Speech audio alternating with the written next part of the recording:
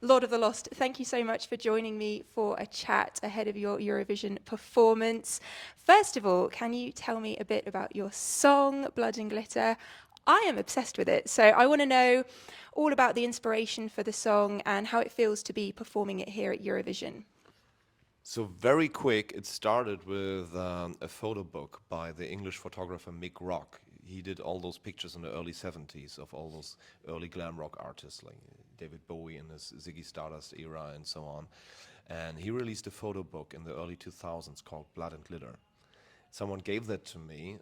I forgot about the book for like many years and found it back in 2021.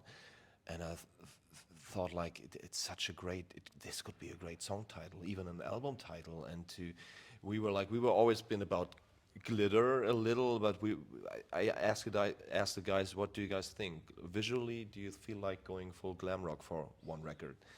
And told them about the book and Blood and Glitter, and we wanted to have the photos in the booklet to actually have the same feeling like that early 70s glam rock photo book.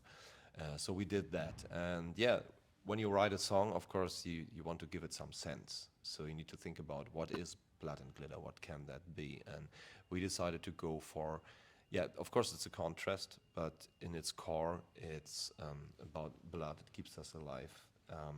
We're all from the same blood. It unites us no matter what skin color, religion, whatever. We all have it. We all need it. And glitter is the world around us, and the way we choose to be, the way we choose to look, the freedom to have that, what sadly not everyone has in this world. And yeah, suddenly it became such a nice and important picture. And I couldn't help but notice as well the direct influence perhaps from Lady Gaga with the lyric "So happy we could die." I am Maybe, so maybe. I am so happy I could die. I'm so happy that you are one of the rare people who found out about that. That was a little like a joke because yeah, on her first album Fame, there's the song "So Happy I Could Die," Yeah. and I always liked that. I don't even know if it was a saying before, but I heard it there for the first time, and I love the contrast because when you say blood and glitter, it's a contrast. Sweet and bitter is a contrast, and happy, dying.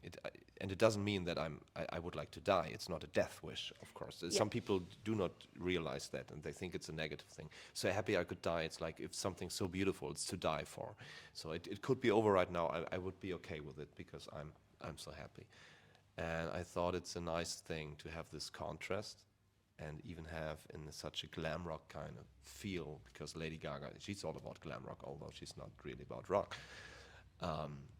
To have a little quote here, and I'm so happy that you realized that. Yeah, I loved it. Instantly when I heard it, I thought, what is going on here? So, Exactly that. yeah, and I mean, inspiration-wise, you guys have been inspired by classical music, Nine Inch Nails, as well as Lady Gaga. So, what is it that you listen out for in a song that makes you think, oh, now I need to go and write a song? What is that special ingredient that inspires you?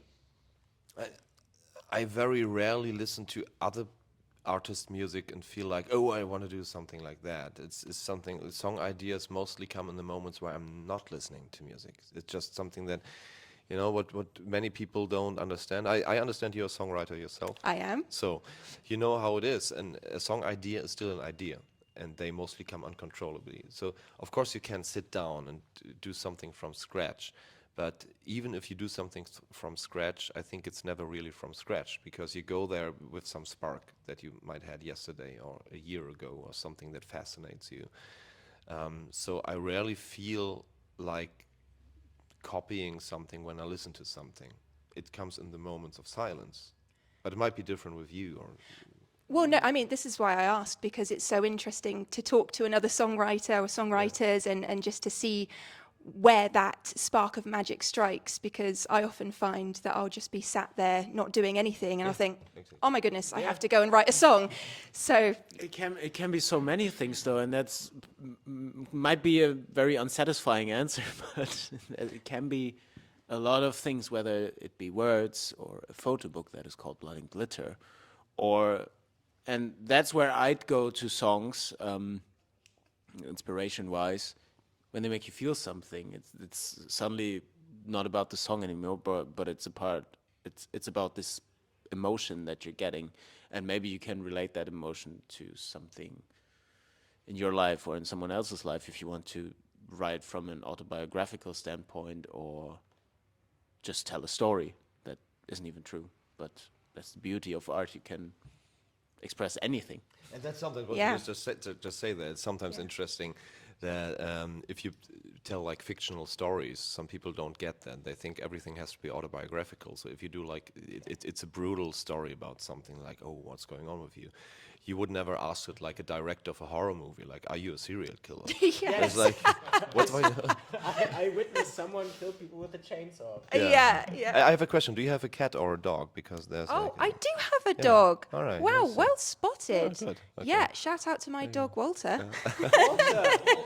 Yeah, Walter. Walter is white, I see. Walter is Walter White. Walter. Yeah, well, he's actually called Walter after Walt Disney, but he is a Alright. white dog, and everyone says, "Oh, Walter Walter White from Breaking Yeah, Bad." I love Yeah, that. so I do understand that. Yeah.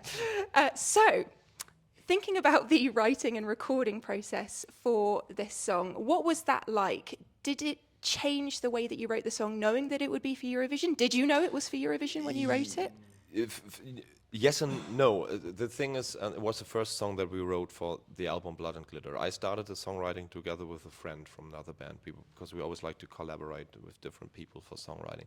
We sat down, just the two of us, and I came there with the title Blood and Glitter and was like, let's do something with that. And then this friend of mine said, what do you think, let's try to imagine we write a song for Eurovision. And we write a song with the visual aspects and the light show in our minds. Let's try to think about that. So we did that. So the whole dynamic of the song was written with like always like trying to think how would it look like on a Eurovision stage. But back then we didn't plan to actually apply for it with Eurovision. Right. But then we did. So Yeah. Interesting. So that makes me think about the way that you write hooks, because I'm so interested in the rhythmical aspects of hook writing as well. So in your pre-chorus of this song, you've got the fantastic triplet section. Mm-hmm. Yeah, exactly. And I love that. For me, that's a highlight of the song. So do you know how that came across? I did the first thing, I did my thing, and so on. And then I kept on going with something like that in the second, like in the pre-chorus. And then Rupert, my co-writer back then, said, Chris, try something different. I was like, what? Like, kind of what? He said, like, do what Sia would do. Huh. And I was like, what would Sia do? And then I come, and then with like potato English, ribbity-duckity-do, rockety-duckety-bo, and then we had to find words for it. This was pie then. I gave it to him, was like, I don't know what to do there. Can you give these... Can you give these gibberish lines some words, please? The fun with potato English is sometimes phonetically, Because it's we are- already almost a word. Yeah, because very often we Yeah. do that. I write the chorus lyrically, and then I have like empty verses with potato English, and then he has to write the lyrics. Right. Yeah, cook the potatoes. Yeah. But I write potatoes too in my songs. Yeah, there we go. So I get it. With the word. No, it's just this potato English. Potato day. Yeah, this we're Germans. Potatoes. Ah. This There's a potato theme. English phonetically, there's a lot of times there are already words there. You just Yeah. have to feel like what is the word that matches, and that's sometimes that rhymes, that matches the sense of the song, what you want to express in your head, and sometimes it's difficult, sometimes it's not Yeah, at but all. sometimes he finds words that I actually already said, but I didn't realize. And he's like, you actually said that. I was like, yeah, right. What the fuck? You just, Yeah, why would I write it? You just said it. yeah, but I don't realize it in the potato English that it's a magical place where it's, I don't know, coming out of the back of your head. And it's like, wow. Yeah, where does it come from? Yeah. Where do these songs come from? Yeah, I feel like I could talk to you about this for ages, but I must ask you about your actual performance. And I've seen the dress rehearsals, so I know what to expect, minus outfits. So I want to know what kind of details everyone who is watching this should be looking out for when you perform. Is there a particular highlight for you guys, a moment that you're looking forward to on stage? The whole show. The whole thing? That's a good answer. Yeah. Yeah. Absolutely. The whole show. Well, me too. I can't wait to see it. I think I like the dynamic most because you have those quiet moments where it's only about eye contact and you forget about all the big stage, and then you have the moment where everything explodes, literally. And I think the contrast in between is a fascinating thing because we can bring both.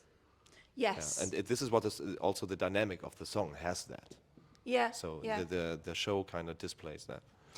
And do you do anything special to prepare, like a pre-show ritual? I mean, this is a very physically demanding job. How are you looking after yourselves? No, it's just 3 minutes. 3 minutes. Yeah, but it's like physically demanding is doing that on a 90-minute show. But that's easy. Really, it's a walk in the park to do that. You just go. This energy for 3 minutes, no problem. Yes. Yeah. So it's actually a great way to kind of give you some energy to get on stage Absolutely. and do that. Yeah. Amazing. So you've released so many albums. I can't even count them all. And I would love to know what your plans are after Eurovision. More albums coming, singles, more instrumentals, symphonies. What's happening? Yeah. No, well, first of all, All of it. Blood and Glitter, the album's not even half a year old, and we are like shooting a music video to nearly every song. Wow. So we're still feeding from Yes. that album, and we will release something at the end of the year, but it will be like the appendix of all of that, and it's like I can't tell you all of it by now, but there will be something coming. It's a surprise, but Blood and Glitter is not over yet. Okay. Because that's what we did this time. We just Yeah. released the album without any promo. We just had 6 days of marketing, and now we're doing all the work. Not like all the artists do. They release singles for 1 year, and then the album comes. No one wants to listen to it anymore. We released the album, and now it's starting. You're making the absolute most of it, as you should, yeah. Yeah. So, to finish, I'm probably going to embarrass myself now, but I'm going to try and ask you a question in auf Deutsch. Okay, sehr gerne. Okay. Hast du eine Nachricht für deine Fans, die sich dieses Video ansehen werden? Ja, ich hoffe, ihr versteht. Ja, Dankeschön. ich hoffe, ihr versteht alle ein bisschen Deutsch, denn wir sehen uns im Herbst auf Tour in England. Keiner wird es jetzt wahrscheinlich verstehen und zu unseren Shows kommen. Ja, das war die Nachricht auf Deutsch. And in English, we're gonna go on tour in fall, in September, in England again. So we're gonna come back here. Yeah. Amazing. Thank you so much, Lord of the Lost. Dankeschön. And I will see you on stage. Thank you. Thank you.